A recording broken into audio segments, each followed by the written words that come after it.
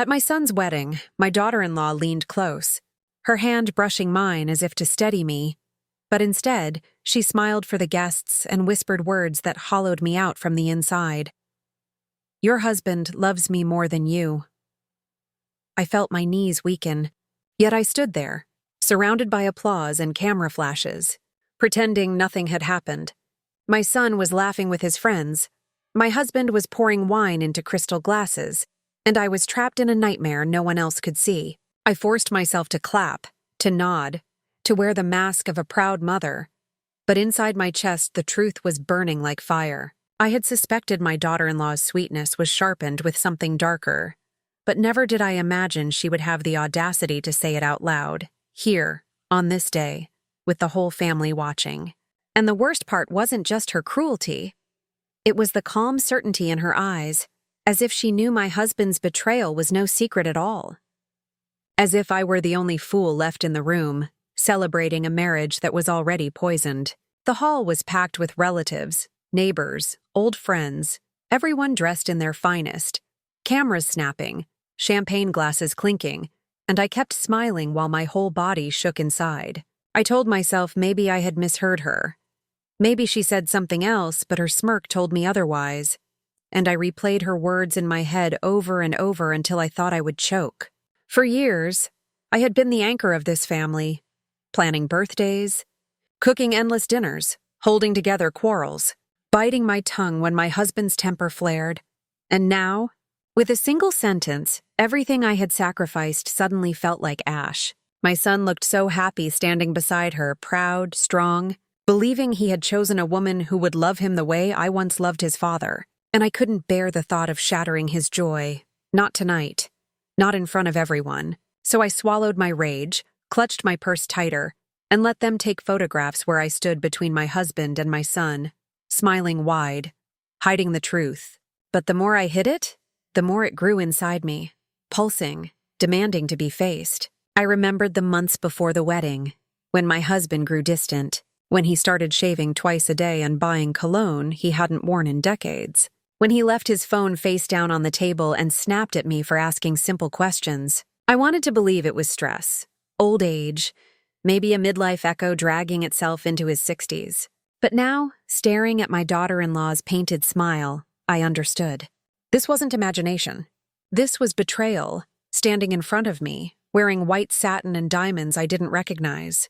The guests toasted and shouted blessings, but all I could hear was the pounding of my heart and the ringing echo of those words. "Your husband loves me more than you." That sentence would follow me through the entire evening, through the dinner speeches, through the first dance, through the cutting of the cake.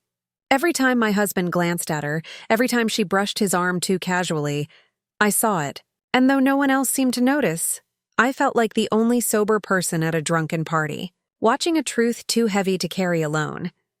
I felt like the only sober person at a drunken party, watching a truth too heavy to carry alone.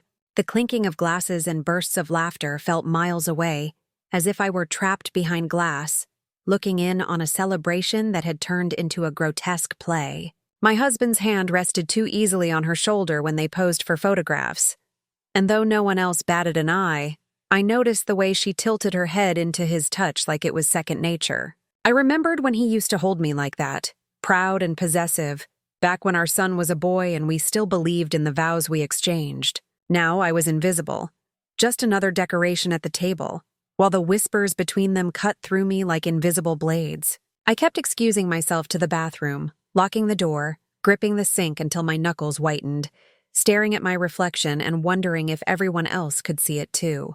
Was I the last to know? Had my son suspected? Was this entire wedding built on a lie? On stolen affection and secret meetings? Each time I returned, I plastered on the same brittle smile, but my eyes burned with unshed tears. My sister asked if I was feeling unwell, and I just nodded, blaming the heat, the long day, the champagne. What could I tell her? That my son's bride had just confessed to sleeping with my husband. That the life I had built for decades was crumbling under the weight of one whispered sentence.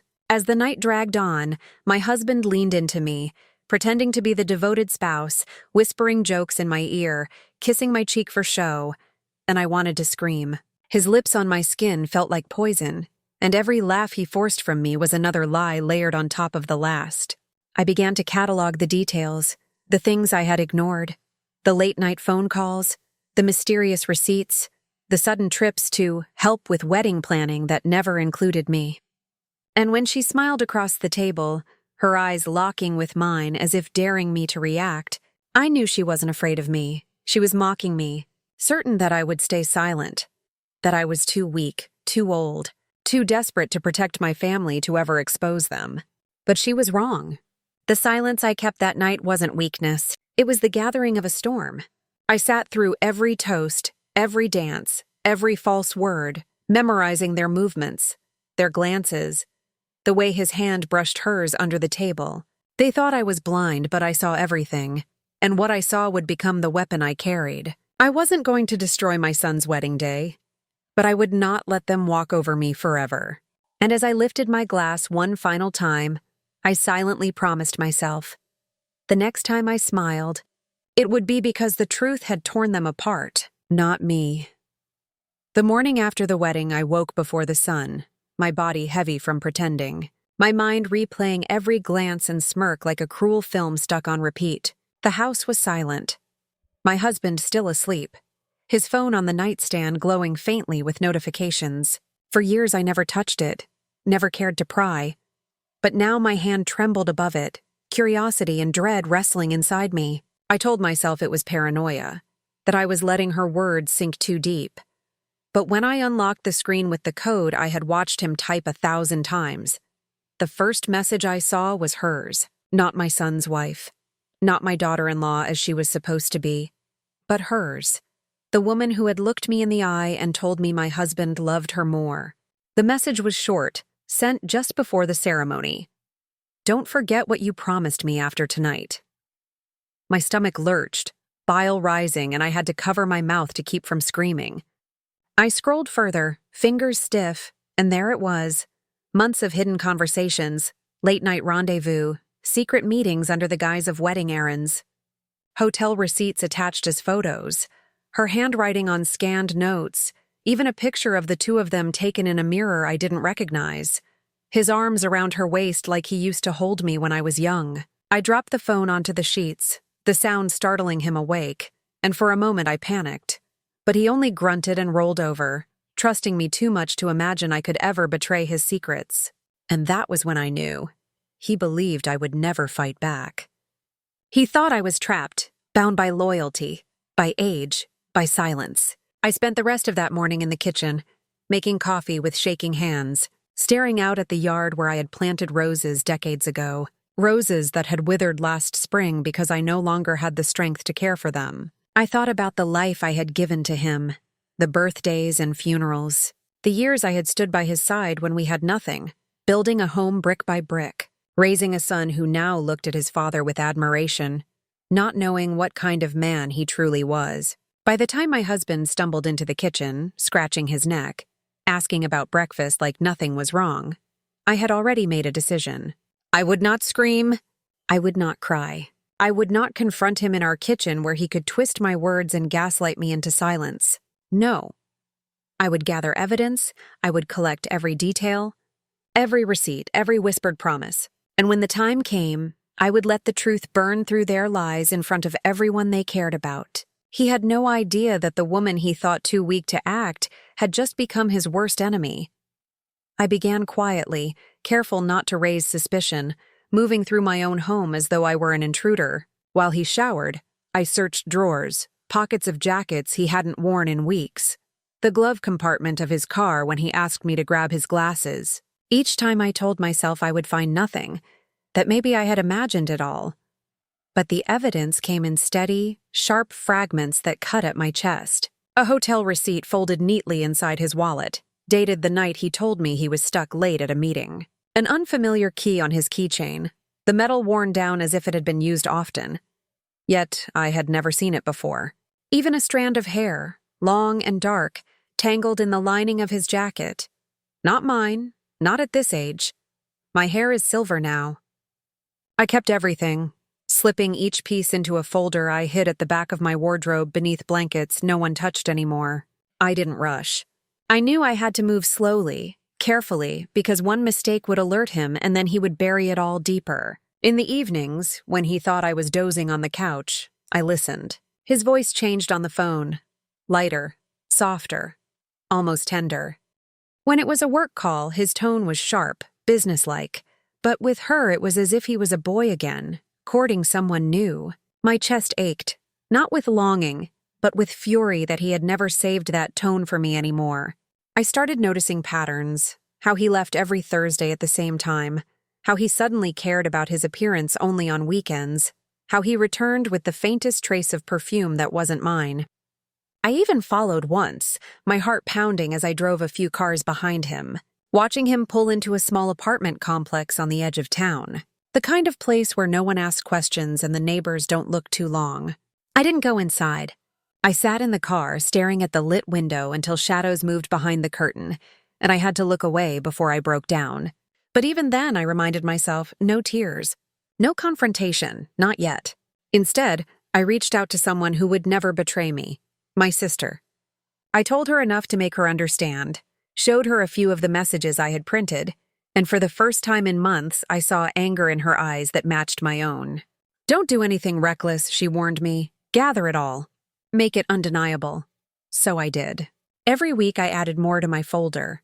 Printouts, screenshots, photos snapped quietly with my phone when I caught him smiling at her in ways a man should never smile at his son's wife.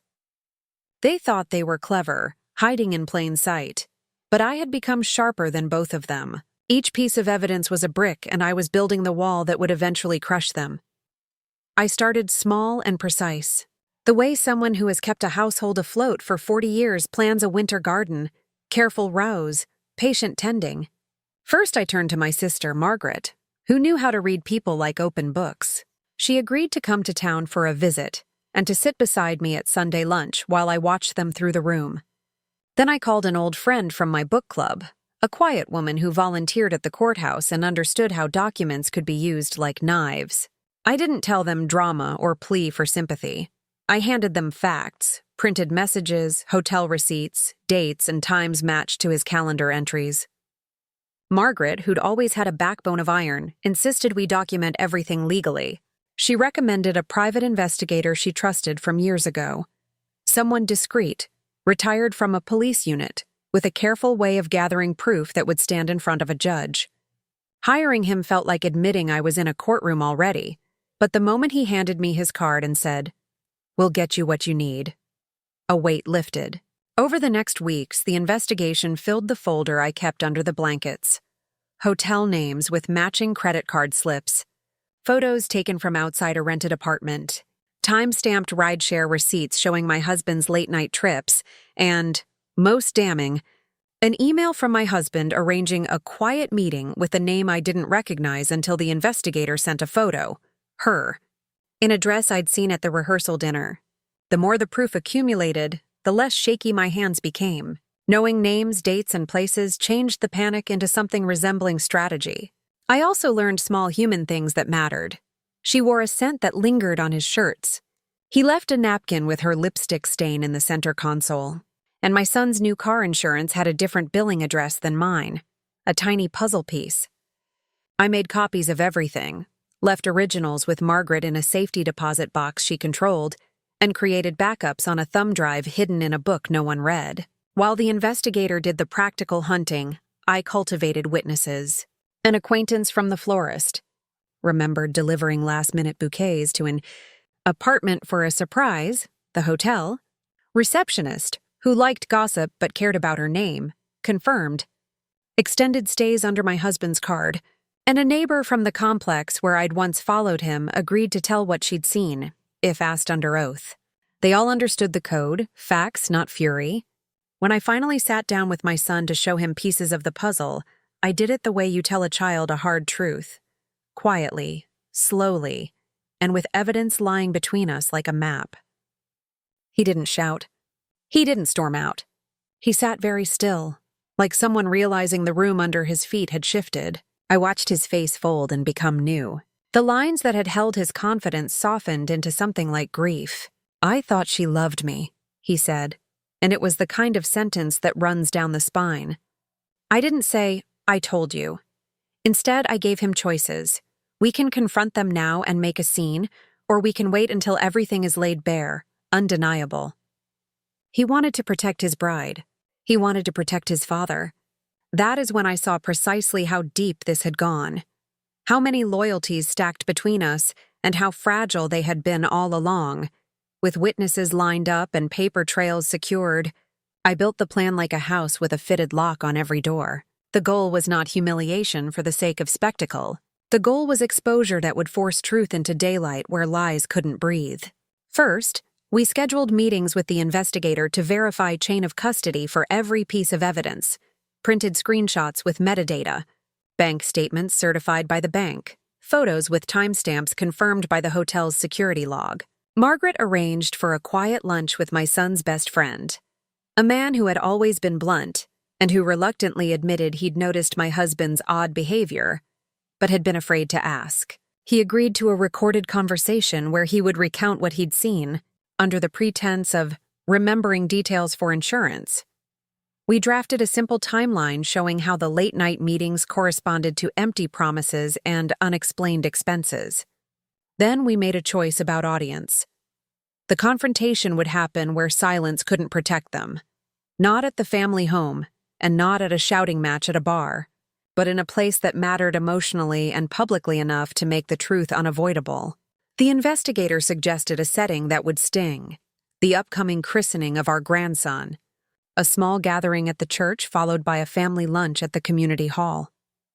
A day when the family would be together, and the presence of witnesses would be natural, not contrived. Some might call it cruel to choose that day. I call it measured. If they were to keep pretending everything was fine, let them pretend with the world watching. In the weeks that followed, I practiced how to hold my face steady when anger rose, how to speak with the calm of someone who has already lined up every fact. I rehearsed the exact words I would say to my husband, and the order in which I would present the receipts.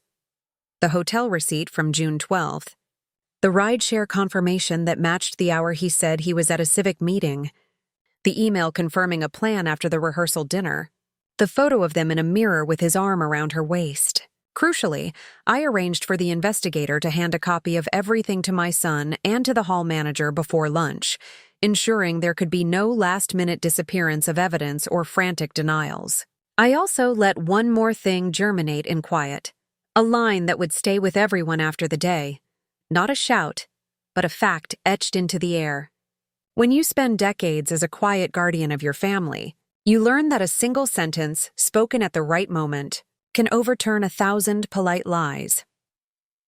The morning of the christening arrived with a brittle sort of calm. I dressed in a suit my daughter had bought years ago, something conservative, nothing flashy, a shield, not a banner. At church, the baby slept through prayers while relatives passed the pews, smiling and trading small talk, and I sat with a folder hidden in my lap like a secret letter. My husband gave a short, hollow speech about family and blessings, his words glossed over the thing gnawing under the table. After the quiet ceremony, we moved to the hall where balloons had been tied to chairs and a cake waited, its frosting still perfect. My son hugged me, and for a moment I saw the child he had once been, unacquainted with betrayal, trusting in the adults around him. Then, over dessert, I asked to say a few words. The room hummed with the kind of easy attention you get at family events. Forks paused. Conversations folded into the air. I stood and the hall turned to me. Instead of beginning with anger, I placed evidence on the table as if I were setting out plates. Printed hotel slips, the rideshare confirmations, the messages with their timestamps. My voice was steady. I read the dates aloud, each one landing with the sound of a bell. At the first name, my husband blanched, his fork clattering. At the second, his face went pale and small like a child who has been caught drawing on the wall. My daughter-in-law's smile tightened until it was a fine line. My son's hands trembled around his coffee cup. I did not shout. I did not scream. I let the facts speak. Witnesses we had prepared, the florist, the hall manager, even the neighbor who had watched late-night comings and goings, confirmed pieces of the story when quietly asked. The investigator, sitting neutral at the corner table, made a short statement about the timeline. And then, When silence thickened and the room began to tilt between disbelief and reality, I looked at my husband and said simply, "You owed me truth, and you gave me lies." Those words were not meant to punish. They were to unmoor the scaffolding of their deceit. The sound in the room was not the high drama of a televised confession, but the raw, small devastation of people watching the house of their family rearrange itself. My son stood, his face an unreadable map, and for the first time, I saw him choosing between the father who had raised him and the man whose hands had learned new tenderness. When the fallout began, it was messy and human, not cinematic. There were denials at first, a cascade of explanations that tried to make sense of receipts and photos. It was complicated. It was emotional confusion. We were lonely. But the facts had been assembled too cleanly for smoke to hide behind. My son walked out in confusion and pain, and in the days that followed he oscillated between anger at his father and a grief that felt like losing a landmark. Neighbors called to say they had noticed things but were afraid to speak. Some friends picked sides. Some relatives drifted away. My husband stopped answering calls, then came to the house with a face that tried to look contrite and asked me, quietly, not to make things worse. I told him I would not be the woman who keeps silence so their comfort remains intact. We were irrevocably changed. What surprised me most was the steadiness that replaced my earlier panic. I found an odd, quiet pleasure in the ordinary routines of my days. Watering the roses that had survived, making tea for Margaret, helping my grandson with picture books when he visited. The world I had known continued, but the corners where deceit had lived were cleared and visible, and that clarity was mine. In the emptiness left behind by their choices, I reclaimed small things. My evenings, my finances, the songs I once loved but had stopped singing. And when my son finally came back to me, not to beg or to blame, but to ask questions with a clearer heart, I answered with the facts and the limits I had learned to set. The last thing I wanted was to be defined by revenge. I wanted justice and then peace. After the christening confrontation, silence settled over the family like ash after a fire. My husband avoided me, retreating to the spare room under the excuse of giving me space. But really, he was running from the evidence that clung to every corner of the house. My son stopped coming by as often, his visits brief and strained, his eyes darting between me and his wife as though searching for a bridge that had already burned to dust. And my daughter-in-law, she played her role with even greater precision, acting the devoted wife in public, smiling wider, touching my son's arm more often, baking pies she knew I would refuse to eat. But when our eyes met across the kitchen, I saw her triumph hiding under the surface, daring me to admit defeat. What she didn't know was that I was just getting started. I began meeting with the investigator not in cafes or offices, but in the library, where the smell of old paper masked our whispers. He taught me how to request financial records legally tied to my husband's name, how to track transfers, how to notice when money quietly disappeared from one account into another. What we uncovered was worse than I had imagined. It wasn't just hotel bills and dinners. There were steady withdrawals, small enough not to trigger alarms, but frequent enough to support someone living a double life.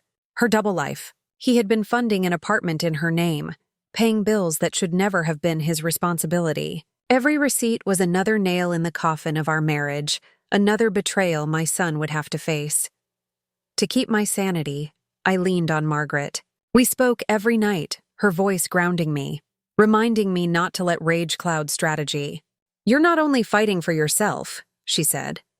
"You're fighting for the truth your son deserves." She was right. Each day I practiced patience, filing documents, recording conversations, keeping my face neutral even as my stomach churned with disgust. The hardest moments came when my grandson toddled into the room, his small hand tugging at my sleeve, innocent and pure. I would lift him into my arms, hold him close, and think, this child deserves better than the web of lies spun around him. One evening, as I was putting away laundry, I found another piece of proof without even looking for it. In the pocket of my husband's slacks was a receipt from a jewelry store, dated just 2 days before the wedding. It wasn't for my gift. I remembered clearly that he had given me nothing but a lukewarm kiss that morning, claiming he was too busy with preparations. But here was proof he had bought a diamond necklace, one I had seen glittering at her throat on the wedding night. I sat on the bed, the paper crumpling in my fist, my breath coming shallow and sharp. All the years I had worn the same thin gold chain, never demanding more because I thought love was worth more than jewels. And here he was, showering her with the kind of gift he had denied me for decades. That night, while he snored in the spare room, I placed the receipt into my folder, my anger cooling into something stronger than rage: resolve. This wasn't going to end with whispers at weddings or quiet confrontations. I was going to bring their truth out into daylight where it could never be hidden again. And I would do it not with screaming, but with evidence so clean, so undeniable, that even they would choke on it. I knew evidence meant nothing unless it had teeth, and teeth came with the law. Margaret helped me find an attorney, a woman in her 40s with sharp eyes and a voice that could slice through lies like glass. I didn't want a man, not after what I'd endured. I wanted someone who understood betrayal in the language women spoke when no one else listened. When I slid the folder across her desk, she didn't flinch. She turned each page carefully, pausing only to underline dates, circling totals, jotting notes in quick strokes of her pen. When she reached the printed photo of my husband's arm wrapped around my daughter-in-law, she let out the smallest sigh, then looked at me with something between pity and respect. "You have more than enough to file," she said. "Adultery, financial misconduct, breach of marital trust. He's not just playing around, he's funding her." Her words burned but steadied me.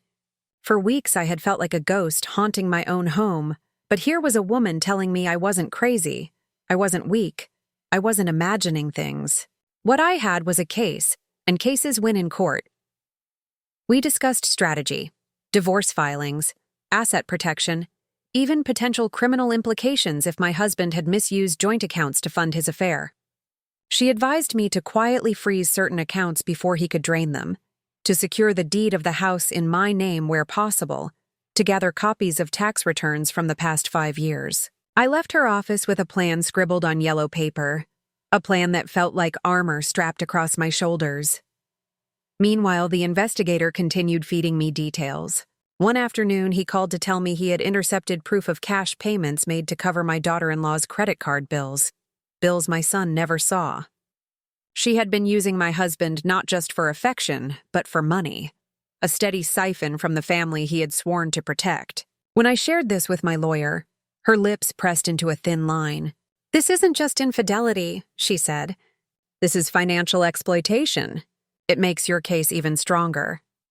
At home, I stayed silent, letting them believe I was shrinking, fading, too tired to fight. My husband still tried to play the part of the devoted patriarch, buying flowers for the table, asking about my day, pretending he didn't sleep with his phone under his pillow like a teenager hiding secrets. My daughter-in-law avoided me when possible, but when our eyes met, she wore the smug expression of someone certain her power was unshakable. Neither of them realized that I was no longer collecting, I was preparing. The most painful step was telling my son. I had given him pieces before, enough to open cracks, but now I placed the entire folder in front of him, every receipt, every photo, every message printed in black and white. He read in silence, his jaw tightening, his breath shallow. Halfway through, he pushed his chair back, stood, paced, then returned and kept reading. When he finished, he didn't speak for a long time. Finally, he looked at me, his face pale but resolved. "Mom," he said, "whatever you decide to do, I'm with you." For the first time in months, I felt the ground under my feet again. I stopped living as a wife and started living as a strategist. Every move I made was deliberate. Every bill copied, every bank slip stored in triplicate, every phone call with my lawyer conducted from the library where echoes swallowed sound. I told no one beyond Margaret and my son. The fewer people who knew, the fewer chances for leaks. My lawyer drafted the divorce petition in silence, her fingers flying across the keyboard while I watched each word strip away the man I had once trusted. Adultery, financial misconduct, concealment of marital assets. Every phrase was a nail hammered into the coffin of his clean reputation. She explained the order of operations. First freeze the joint accounts, then file, then serve him at a moment he couldn't predict. She suggested doing it at the courthouse on a day he was due there for another matter. but I shook my head. No. He needed to be exposed where it mattered most, where family and community watched, where his mask could shatter publicly. Meanwhile, the investigator uncovered the apartment lease. It wasn't just in her name. My husband had co-signed it, transferring money from an account my son had contributed to, thinking it was for a retirement fund. My blood boiled when I saw my son's savings tied to their secret nest. I made copies, sealed them in envelopes, one for my lawyer, one for my son, one hidden inside a cookbook no one touched. I also began building my network of quiet witnesses. The hotel receptionist signed a statement. The florist who delivered special orders testified in writing. Even the neighbor from the apartment complex agreed to appear if summoned. Each statement was notarized, stamped, sealed. This wasn't gossip anymore. This was a case that would stand under oath. At home, the tension thickened. My husband noticed my calmness and mistook it for surrender. He grew careless, leaving his jacket on chairs, his phone charging unattended. Once I caught him humming in the kitchen while texting, a sound I hadn't heard in years, and the cruelty of it struck me. How easily he had given his tenderness to someone who hadn't carried him through decades of storms. My daughter-in-law remained brazen, her confidence swelling as if she believed youth and charm would shield her forever. When she leaned over to kiss my son at a family dinner, her eyes flicked to mine, daring me to speak. I held her gaze without flinching, and for the first time I saw her falter. The plan crystallized when the church announced an anniversary banquet, a gathering where the entire community would attend. Friends, neighbors, extended family, even colleagues. It was the perfect stage. I arranged with my lawyer and investigator to be present, not as participants but as observers ready to confirm any evidence needed. Margaret promised to sit near me, her phone ready to record if things turned ugly. My son, still reeling but determined, agreed to stand by me when the time came. The night before the banquet, I laid out everything on the dining table. Photos, receipts, statements, timelines. I studied them like scripture, memorizing each detail until I could recite dates and amounts without looking. This was no longer just my story. It was a ledger of betrayal, and tomorrow it would be read aloud. The night of the banquet, I dressed not like a broken wife, but like a woman stepping into war. I chose a dark navy suit I had not worn in years, pressed it until the seams were sharp, pinned my silver hair neatly, and wore the small pearl earrings my mother once gave me, a reminder that dignity runs deeper than diamonds. Margaret arrived early, helping me button the jacket, her hands firm on my shoulders. "Remember," she whispered, "you don't need to scream. You have the truth. Let it carry the weight." My son came next, his face drawn but determined, holding a small folder of his own, duplicates of everything I had given him. When I looked into his eyes, I saw the boy I had raised, but also the man who now understood that loyalty without truth is poison.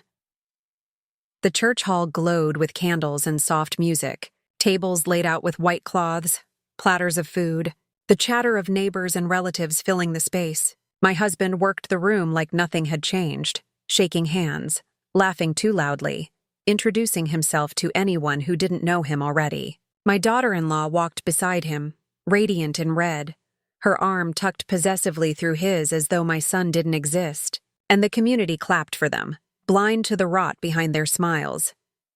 I sat quietly, waiting, my folder at my side. When the speeches began, when the pastor invited families to share words of gratitude, I rose. The room hushed. I had rarely spoken in public, and my voice was usually soft, but that night it cut clean. I began with the language they expected. Thanks for friendship, for years of support, for faith that carried us through storms. Then, without raising my tone, I set the first document on the podium. But gratitude, I said, does not survive lies. The hall grew still. I held up a hotel receipt dated June 12th, the night my husband claimed he had been at a board meeting, then a rideshare receipt from the same night, matching the hotel's address. A jewelry bill dated 2 days before my son's wedding, the necklace I had seen on his bride's throat. Each paper landed like a stone dropped in water, the ripples spreading across faces as whispers rose and fell. My husband shifted in his seat, pale, his jaw clenched. My daughter-in-law's smile vanished, replaced with a tight line, her hands gripping the edge of the table. My son sat frozen, his knuckles white around the folder in front of him. "Marriage is built on trust," I continued, my voice steady. "And when that trust is broken, the family is poisoned. For years I believed silence was strength, but tonight I will not stay silent, because silence only protects the guilty." Margaret, at the back, lifted her phone slightly, recording. The investigator nodded from his seat in the corner, confirming the chain of evidence. The room was mine, and then I said the words I had practiced, words that would carve into the walls of that hall. "The woman my son calls wife, the woman my husband calls love, have betrayed not only me, but this family. And tonight, you will see the proof." I opened the folder, laid out the photographs and messages across the podium, letting the community lean forward, letting the whispers turn into gasps. Every detail was there. Dates, times, places. Undeniable. This was no longer my secret to carry. It was theirs to answer for.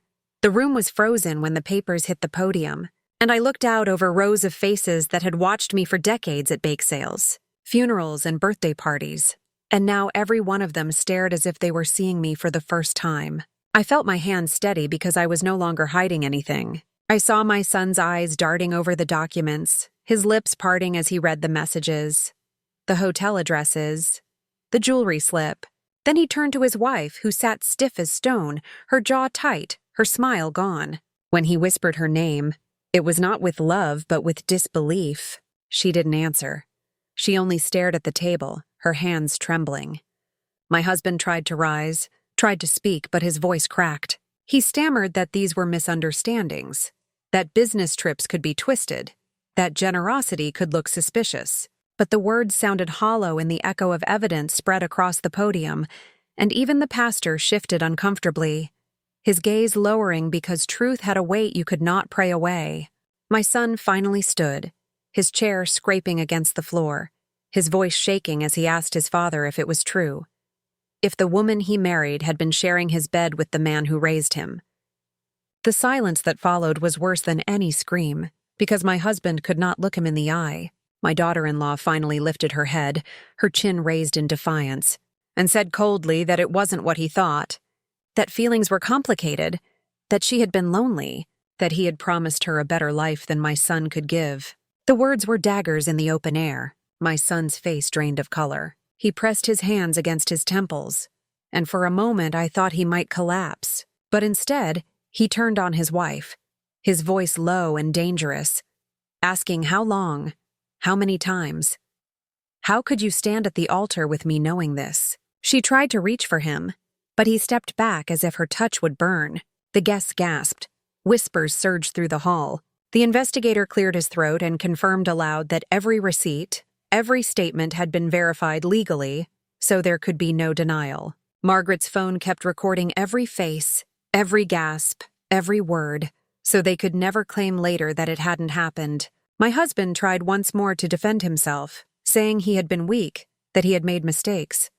But then he turned toward me with a pleading look, as if decades of marriage could wash away betrayal. I felt nothing but a cold clarity. He had counted on me to stay silent forever, but silence had ended tonight. My son slammed his folder shut and told his wife to leave the hall. He couldn't even look at her, and the sound of his voice breaking made even the neighbors avert their eyes. My husband reached for his arm, but my son pulled back so sharply that chairs toppled, and I knew in that moment their bond was severed in a way no apology could mend. Still I stood there steady, the paper spread before me, my voice calm when I said I didn't bring this truth into the light to destroy, but to free myself from the weight of lies. And if destruction followed, it was not mine but theirs to carry. The hall erupted in murmurs, people gathering their things, shaking their heads, some glaring at my husband, some pitying my son. Through it all I stood unmoving, watching decades of deception crumble in a single night, knowing that though the storm had only begun, I was no longer the one drowning in it.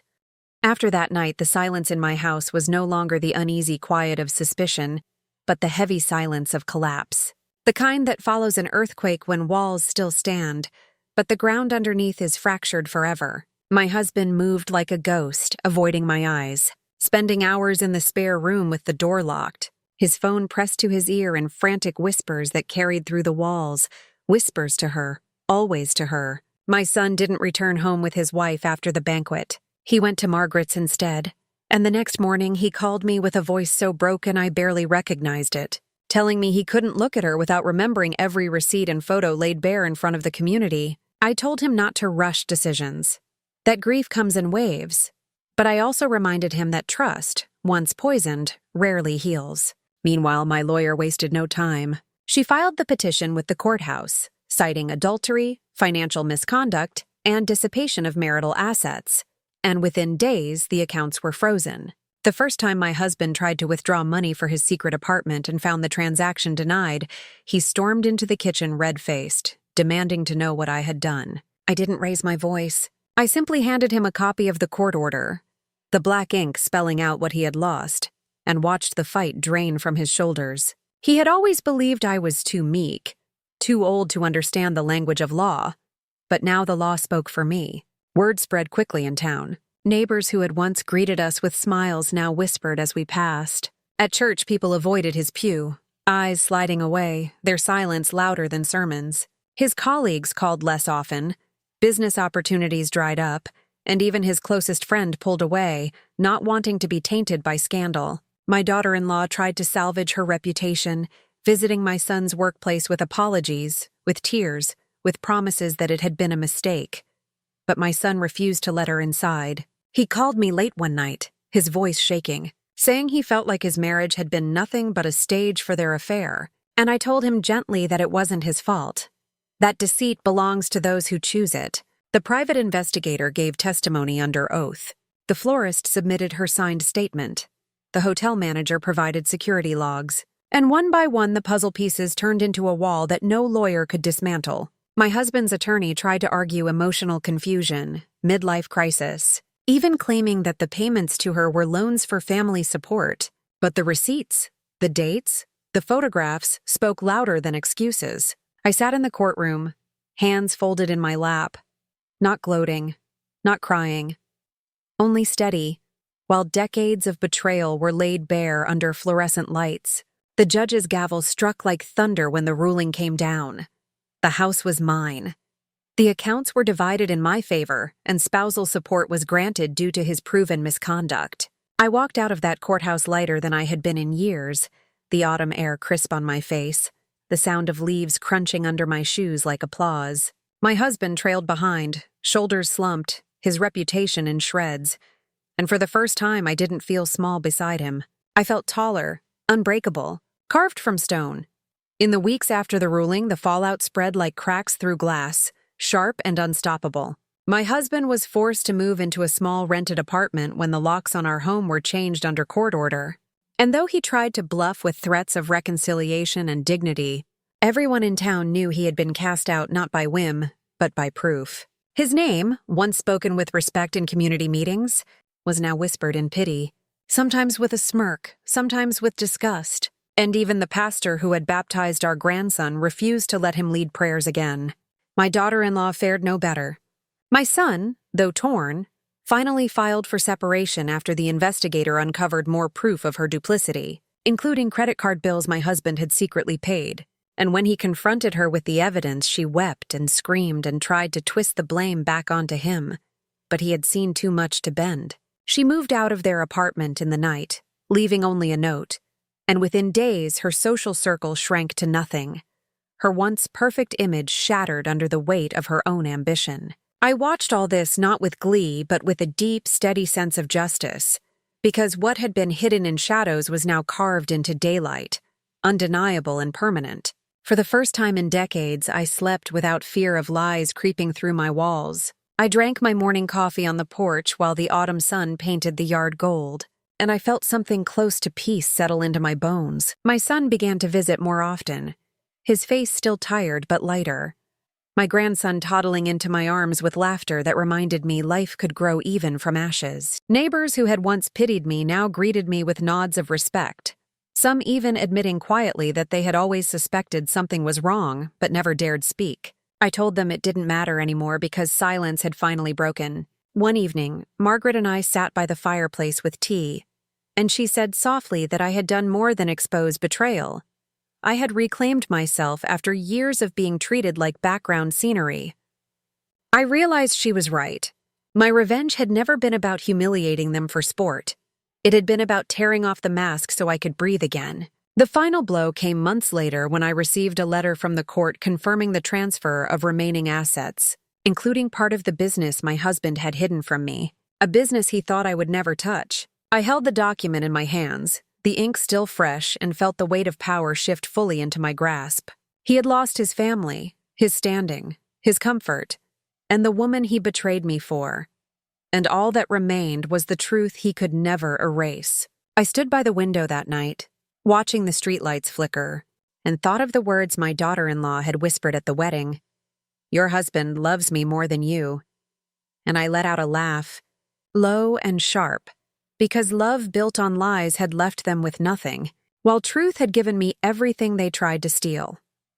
In the months that followed, I learned how slow and deliberate healing can be. Not the dramatic rush of a courtroom gavel, but the steady reclamation of everyday life. The kind of life I had been denied for years while deception lived under my roof. I began with small things I had abandoned without realizing. Cooking for myself because I wanted to, not because someone else expected it. Reading novels late into the night without worrying when he would come home. Tending the roses in the garden that had withered during the worst years. Watching them bloom again as if they too sensed the weight had lifted. My husband's name became a stain whispered in town. Colleagues cutting him off, neighbors turning their backs, and though he tried once or twice to call, his messages went unanswered. His voice left to rot in the void he created. My daughter-in-law attempted to reappear as well, knocking on my son's door with rehearsed apologies, but my son stood firm, telling her in a voice that no longer trembled that betrayal is not a mistake. It is a choice, and choices have consequences. He filed for divorce quietly, with dignity, and when the papers arrived at her new apartment, she signed them with no fight, her power finally gone. My grandson remained untouched by the ugliness. He toddled into my arms, his laughter a reminder that innocence survives even the darkest storms, and I promised myself he would grow up knowing truth, not lies, love, not manipulation. Financially, I was secure, the court having awarded me what my husband tried to hide, and I found strength in handling matters he once claimed were too complicated for me. Accounts, property, even investments, all now firmly under my control. Margaret told me I carried myself differently, that I walked straighter, spoke louder, smiled more often, and I realized she was right. The years of being treated as invisible had ended the moment I chose to speak. Sometimes at night I replayed the banquet in my mind, the gasps, the silence, the look on his face when the mask cracked, and though the memory carried pain, it also carried a fierce kind of freedom, because I had proven to myself and to everyone else that age does not make you powerless. Silence does. Now, when I walk through the market or sit in church, women glance at me with something like recognition, as if they see in me the proof that you can stand after being betrayed. You can burn away lies without losing yourself. I no longer carry shame, because shame belongs to those who hid in shadows, not to the one who dragged the truth into the light. And on the quietest evenings, when the house is still and the only sound is the ticking of the clock, I remind myself that I am not defined by what they did to me, but by what I did in return. I chose truth, and truth saved me. After the dust settled and the papers were signed, life did not return to what it had been before. It reshaped itself into something new, something stripped of illusions. And for the first time in decades, I could see clearly where my loyalty had been wasted. My husband shrank into the shadow of his own choices, living in a cramped apartment on the edge of town, no friends left to drink with, no colleagues willing to stand beside him, his name now muttered as a warning, not an honor. And though part of me once would have pitied him, I felt nothing but the cold balance of justice. My daughter-in-law drifted too, her once polished image cracking as whispers followed her into every store, every gathering. Women who had once envied her now avoided her. Men who had once flirted now recoiled from the scent of scandal. My son struggled through the wreckage, but slowly. With therapy and the unwavering presence of Margaret and me, he found his footing again, throwing himself into work, spending time with his boy, refusing to let bitterness define him. And though I saw the scars in his eyes, I also saw resilience building like stone beneath the wounds. I filled my days with new rituals. Morning walks through the park where no one expected me to hurry. Afternoons with my grandson where the sound of his laughter became the medicine that carried me. Evenings at the library reading in silence, letting knowledge fill the space betrayal had hollowed out. I noticed that people in town began to treat me differently, not as the quiet wife in the background, but as a woman who had stood up and forced truth into daylight. They approached me with questions, with gratitude, sometimes with their own confessions of secrets they had carried too long, and I realized that my story had become more than my own. It had become a mirror for others. One evening at church, a woman in her 70s touched my arm and whispered that she wished she had done what I did years ago, that she had swallowed lies until her body was sick with them, and in her eyes I saw both grief and admiration. I told her gently, "It is never too late to speak, never too late to choose truth, because silence only protects the guilty." I carried those words home, sat by my roses, and felt a peace I had never known before. The house was mine now, every brick reclaimed, every room free of shadows, and as I walked from room to room, I no longer heard whispers behind doors, only the sound of my own footsteps steady and strong. The months stretched into a year, and what had once been raw shock hardened into something like armor, the kind of strength you don't announce but carry in the way you move, in the way you no longer flinch when old ghosts appear in the corner of your memory. My husband tried twice to crawl back into relevance, once by sending a letter through his lawyer begging for reconciliation, claiming decades together deserved forgiveness, and once by showing up at my gate with flowers he had probably bought on discount from the same store where he once bought hers. But both attempts crumbled against the wall of my resolve. I didn't scream. I didn't even open the gate. I simply handed the letter to my lawyer and let silence be my answer. My daughter-in-law disappeared for months, whispers saying she had moved 2 towns over, chasing work, chasing men who didn't yet know her history. But scandal is a stain that follows, and every time she tried to resurface, someone would mention the banquet. The evidence, the look on my son's face when truth gutted him, and doors closed before she could step through them.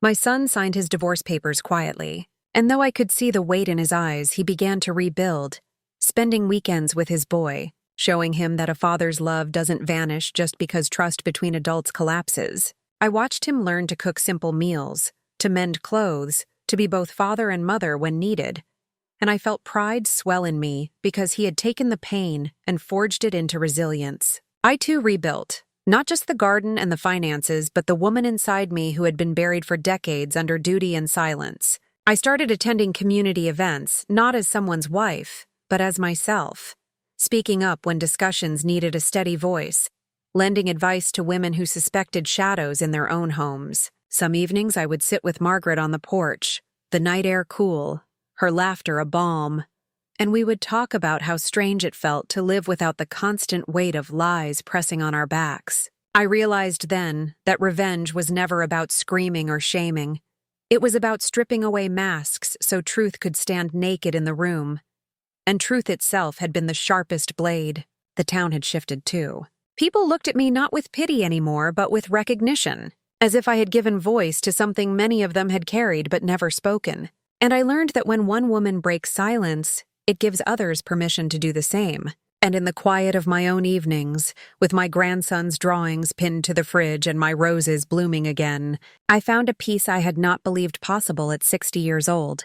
A peace built not on illusion, but on the solid ground of honesty I carved with my own hands. I stand now in a life that is quieter, but truer. A life where I wake each morning without wondering who is lying to me, without checking pockets and drawers for proof, without swallowing my own voice just to keep peace that was never real. I am 63 years old, and for the first time I feel free.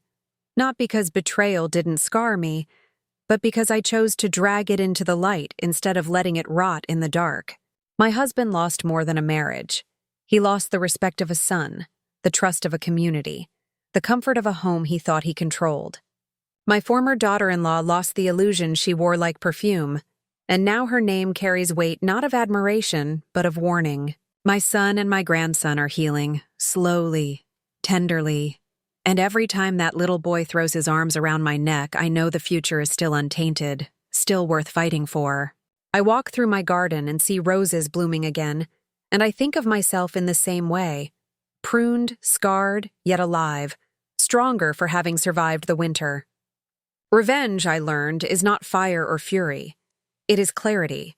It is refusing to be silenced. It is standing tall with proof in your hand and letting lies collapse under their own weight. I no longer measure myself by the years I spent as someone's wife. I measure myself by the moment I chose to speak. And so I ask you, the ones listening to my story, the women who have carried secrets too heavy for too long, what would you have done in my place? And from where in the world are you hearing me tonight?